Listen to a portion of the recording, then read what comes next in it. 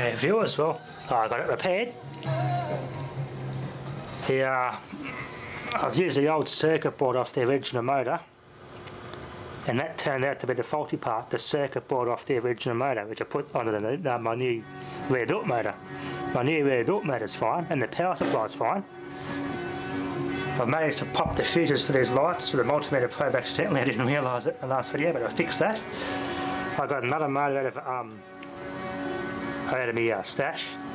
Just happened to be another Panasonic motor. Soldered it in and it worked straight up at the right speed. Perfect. So yeah, it was a motor all along.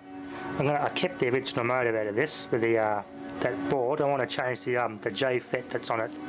That seems to be the culprit, so I want to retain that and see if I can track down an original J-FET and get that motor working properly again, just so to keep this original. The Panasonic motor is about 9 years newer, so this is from 1980. The motor in here is from 1989. So not a big issue, but unless I'm looking inside it, it's not going to.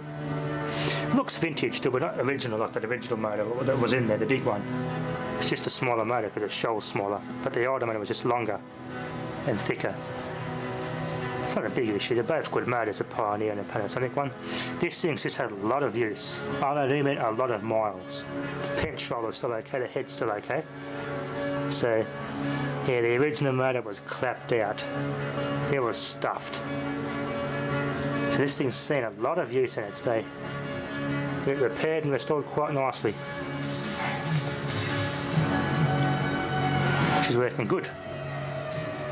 I've also downloaded the owner's manual and the schematic diagram for this, so I'm going to retain that and keep that as my stash. A good unit. Repaired quite well.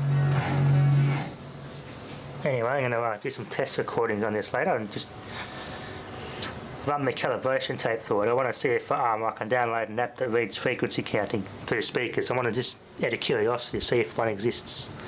Just to see how good the calibration tape I made turned out.